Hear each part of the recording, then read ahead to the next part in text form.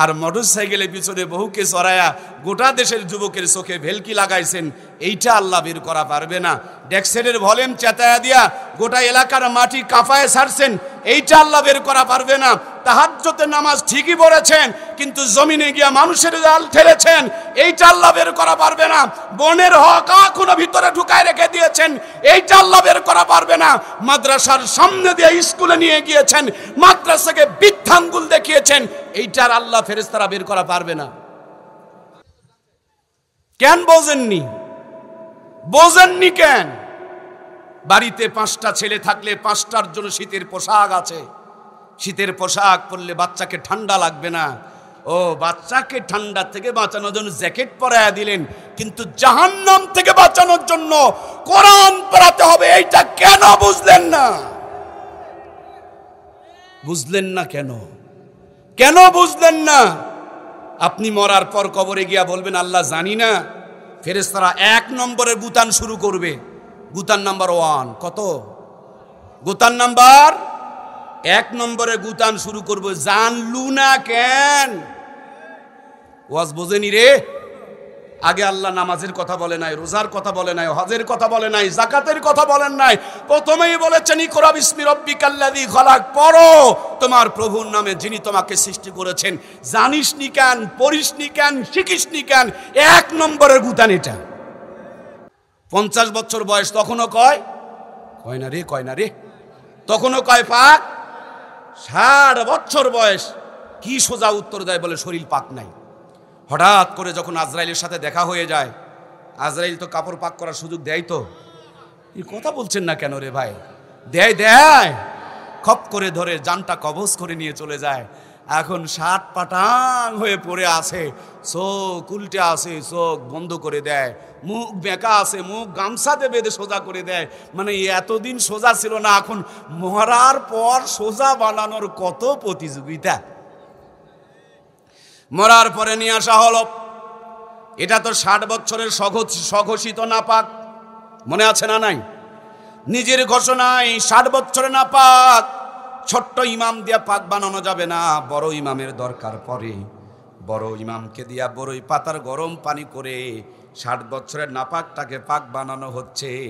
ইসলামের বিরুদ্ধে, ইসলামের শত্রুটাকে ইসলামের দলে চালান করা হয়। বিসমিল্লাহি ওয়া আলা মিল্লাতি কয় কি কয় না? সব যদি এই দলের লোক হয়, তাহলে আলেমদের চামড়া তুলে নিতে চায় কারা? কোরআনের 12টা বাজাতে চায় কারা? সবাই তো মুসলমান, তাইলে চামড়া তুলতে চায় কারা? আমার প্রিয় ভাইয়েরা, শুধু মুখে মুখে মুসলমান দাবি করলে চলবে না, কর্মেও ইমানের সাক্ষী রাখতে হবে। কথা বলুন ঠিক কিনা? আমার প্রাণপ্রিয় ভাইয়েরা, আমার কলিজার টুকরা দরদের ভাইয়েরা, বদলগাছিতে 2টা আসামি ধরা পড়ছে।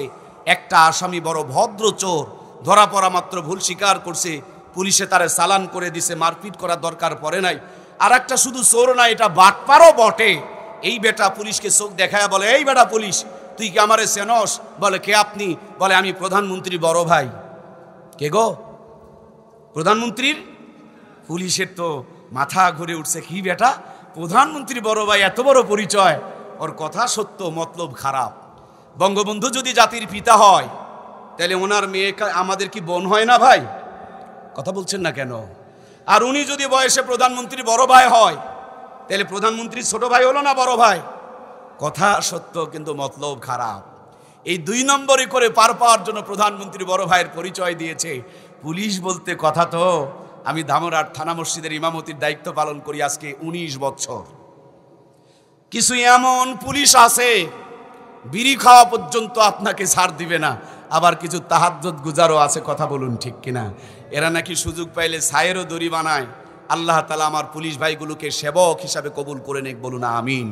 আমার সম্মানিত প্রাণপ্রিয় ভাইয়েরা, ও একবার মাথার দিকে তাকায়, দেখে চুলগুলো জট ধরে গেছে। মোষের দিকে তাকায়, গাঁজা টানতে টানতে মোষগুলো কয়রা হয়ে গেছে। চোখের দিকে তাকায়, চোখের কোনায় পিছুল ধরে গেছে। পাছার দিকে তাকায়, ফেন্সিডিল খেতে খেতে পাছার গোস্ত শুকায় অর্ধেকটা প্যান্ট নিচের দিকে খুলে চলে আসছে। আর পায়ের দিকে তাকায় দেখে বিলের বোরার জমিনের সেইতে পাও ফেটে আরো বেশি ওসার হয়ে আছে। আমার ভাইয়েরা, চেহারা দেখে কি বোঝা যায় এটা প্রধানমন্ত্রী বড় ভাই? কথা বলছেন না কেন? কি বোঝা যায়? পুলিশের আর বুঝতে বাকি নাই, কিন্তু হাট বাজার তো কিচ্ছু বলা যাবে না। পুলিশে কয় সরেন সরেন, গাড়িতে সরেন, থানায় গিয়া হিসাব নিকাশ হবে। থানায় নিয়ে যাওয়ার পর চোখে হালকা করে একটা গামছার বাঁধন দিয়া হাত দুইটাকে পিছনে নিয়া একটা 1.5 হাত লাঠি দিয়ে মেহমানদারি করতেছে। চেনেন তো 1.5 হাত লাঠিটারে? আমার ভাইরা কেবল মাত্র কয়েকটা নাস্তা দিছে, ভরভর ভরভর করে সব তথ্যগুলো বের করা শুরু করে দিয়েছে। আমার ভাইয়েরা, আমার কলিজার টুকরা প্রাণের ভাইয়েরা, বাংলাদেশের পুলিশ ঠ্যাঙের গিরায় বসান দিয়া সব তথ্য বের করা পারে। আর মোটরসাইকেলের পিছনে বহুকে চড়ায়া গোটা দেশের যুবকের চোখে ভেলকি লাগাইছেন, এইটা আল্লাহ বের করা পারবে না। ডেক্সেটের ভলিউম চেতায়া দিয়া গোটা এলাকার মাটি কাঁপায় ছাড়ছেন, এইটা আল্লাহ বের করা পারবে না।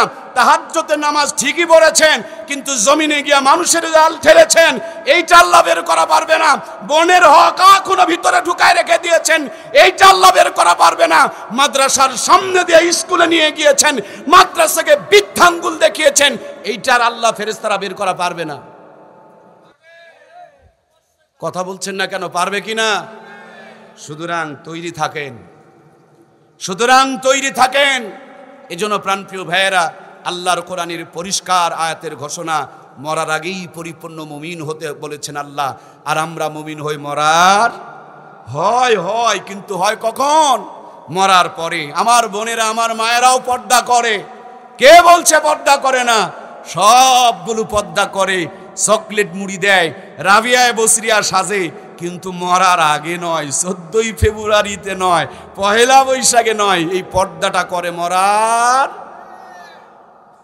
সম্মানিত প্রাণপ্রিয় ভাইয়েরা আমার, এজন্য মূল কথা, মুসলমান সিনায় কোরআন দিতে হবে। এই কোরআনুল কারীম আপনাকে আমাকে সব পাপের কাজ, অন্যায় কাজ, গুনার কাজ থেকে বাঁচায়া দিবে। এই জন্য বন্ধুরা আমার, সন্তানকে আপনি মাদ্রাসায় দেবেন, কারণ স্কুলে যা পড়ায় মাদ্রাসাতেও সেই বাংলা ইংরেজি অঙ্কগুলো পড়ায়, বরঞ্চ স্কুলে যা পড়ায় মাদ্রাসায় তার চাইতে 3 গুণ বেশি পড়ায়। এক্ষুনি যদি এখান থেকে বের হওয়ার সময় এই গেট দিয়ে যারা বের হবে তাদেরকে 1 প্যাকেট পোলা দেওয়া হবে, আর এই গেট দিয়ে যারা বের হবে তাদেরকে 3 প্যাকেট করে দেওয়া হবে। আমার ভাইয়েরা, আপনারা ভালো মানুষ হতে পারেন, আমি কিন্তু এনা লোবরা আছি। আমি কিন্তু 3 প্যাকেটের লাইনে, আপনারা কোনটা? এর কথা কয় না রে কেন রে ভাই রে? আমি 1 প্যাকেটের লাইনে, আপনারা কোনটা? 3টা। ও তাবারক বুঝিছেন, কিন্তু আখেরাত বোঝেননি। কেন বোঝেননি? বোঝেননি কেন? বাড়িতে 5টা ছেলে থাকলে 5টার জন্য শীতের পোশাক আছে। শীতের পোশাক পরলে বাচ্চাকে ঠান্ডা লাগবে না। ও বাচ্চাকে ঠান্ডা থেকে বাঁচানোর জন্য জ্যাকেট পরায়া দিলেন, কিন্তু জাহান্নাম থেকে বাঁচানোর জন্য কোরআন পড়াতে হবে, এইটা কেন বুঝলেন না? বুঝলেন না কেন? কেন বুঝলেন না?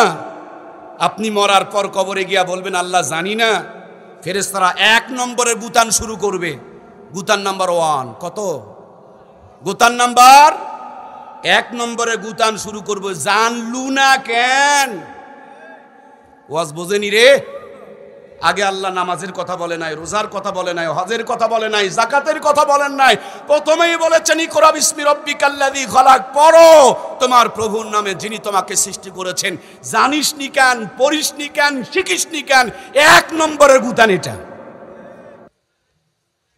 এজন্য প্রিয় ভাইয়েরা, এখনো সময় আছে, আমরা কোরআন পড়ার জন্য চেষ্টা করবো ইনশাআল্লাহ। কোরআন পড়ার কোনো বয়স আছে? কোরআন পড়ার কোনো বয়স নাই। বয়স্করা আসবো, কলিজার টুকরার সন্তানগুলোকে মাদ্রাসায় দেব। ভাইও, করোনার টিকা দিয়েছেন কেন? ইমিউনিটি মজবুত হবে। করোনা যখন চলছিল বিদেশে যাওয়ার সময় সার্টিফিকেট দেখতো, যদি দেখে করোনার টিকা দেওয়া নাই তো গেট থেকে ফিরিয়ে দেয়। তোমাকে আমার দেশ অ্যালাউ করবে না, তোমার ভিতরে ভাইরাস থাকতে পারে, তোমার টিকা দেওয়া নাই। যদি করোনার কার্ড ছাড়া বিদেশ অ্যালাউ না করে, আল্লাহর কোরআন ছাড়াও জান্নাতে অ্যালাউ করা হবে। সুতরাং বন্ধুরা আমার, আমরা এই আল্লাহর কোরআনের সাথে আছি না নাই? কারা কারা কোরআনের সাথে আছি? আর একবারের জন্য আমার আল্লাহকে হাত তুলে দেখায়। লিল্লাহে তাকবীর। হাতগুলো দুটি উঁচু করে ধরেন, হাতগুলো এভাবে একটু নাড়া দেন। আহা, কি সুন্দর জান্নাতি এক পরিবেশ লাগতেছে। আল্লাহ, তুমি আমাদের হাতগুলো কোরআনের পক্ষে কবুল করে নাও। আল্লাহ তুমি আমাদেরকে কোরআনের সাথে সারা জীবন থাকার তৌফিক দাও। কোরআনের নূরে আমাদের দুনিয়া আখিরাতকে আলোকিত বানিয়ে দাও। আল্লাহ আমাদের কোরআনের খাদেম বানিয়ে দাও। আল্লাহ আমাদের ঘরে ঘরে কোরআনের আলেম হাফেজ তৈরি করে দাও। আমাদের দিলকে কোরআনের মাদ্রাসার সাথে ঘুরিয়ে দাও। আয় আল্লাহ কোরআনের সুপারিশ আমাদের জন্য নসিব করে দাও। আল্লাহ নবী বলেছেন আল কোরআন হুজ্জাতুল্লাহ, কোরআন হলো আপনার আমার জন্য দলিল। আল্লাহ কিয়ামতের দিন কোরআন আমাদের জন্য সুপারিশকারী বানিয়ে দাও। জোরে বলুন আমিন। আমার সম্মানিত ভাইয়েরা, যে হাত কোরআনের পক্ষে তুলেছেন সে হাতকে কোরআনের জন্য একটু সাক্ষী বানান। এক্ষুনি বদলগাছিতে গিয়া দেখবেন ঢাকাগামী গাড়িগুলো গেটের মধ্যে হেল্পার দাঁড়ায়া ঢাকা ঢাকা বলে ডাকতেছেন। আপনি যদি বলেন ওরে বোকা, এ তো বদলগাছি রে, ঢাকা নয়, উনি বলবে 700 টাকা দিয়া সিটে একটু বসেন, আপনাকে টিকিটে লেখেও দিবে বদলগাছি টু ঢাকা। এই গাড়িতে চড়াইয়া আপনারা যদি বদলগাছি থেকে ঢাকা লিখে দিতে পারে, নিয়ে আসেন কাগজ, আমি বুকে রক্ত দিয়ে লিখে দিব এই মথুরাপুর মাদ্রাসা টু জান্নাত, এই মাদ্রাসার সাথে সম্পৃক্ত থাকবেন, মাদ্রাসা আপনাকে জান্নাতে পৌঁছায়া দিবে। সুবহানাল্লাহ। দুনিয়াতে শিক্ষা ব্যবস্থা দুই প্রকার। একটা দুনিয়াবি শিক্ষা ব্যবস্থা, এক মাথার মধ্যে MBBS, FCPS, FRCS, আর আরেক মাথার মধ্যে কেজি, কিন্ডারগার্টেন, প্লে, নার্সারি আর 1, আর আরেকটা হলো জান্নাতির পথের শিক্ষা, কোরআনের পথের শিক্ষা। আমার সিনিয়র ছাত্র ওমরে ফারুক, সে আমার কাছে কিছুদিন পড়েছে। ওকে যদি বলেন তুমি কই পেয়েছো এই কোরআন সুন্নাহ, সে আমার কথা বলবে। আমাকে যদি বলেন আমি আমার প্রিয় ওস্তাদ আহমদ শফি সাহেব, আল্লাহ জান্নাতের নূর দিয়ে কোরআনের কবরকে ভরপুর করে দেখ, আমি তিনার কথা বলবো। আমার প্রিয় ওস্তাদকে যদি বলেন তিনি ভারতের দারুল উলুম দেওবন্দের কথা বলবেন। দেওবন্দওয়ালাকে যদি বলেন তিনারা মদিনার বিশ্ববিদ্যালয়ের কথা বলবেন। মদিনার বিশ্ববিদ্যালয়ওয়ালাকে যদি বলেন হয়তো আবু বকর, ওমর অথবা উসমান আলী রাদিয়াল্লাহু তাআলা আনহুর কথা বলবে। তাদেরকে যদি বলেন মুহাম্মদুর রাসূলুল্লাহর কথা বলবে। আমার নবীকে যদি বলেন জিবরিল আমিনের কথা বলবে। জিবরিল আমিনকে যদি বলেন তো আরশ আজিমের কথা বলবে।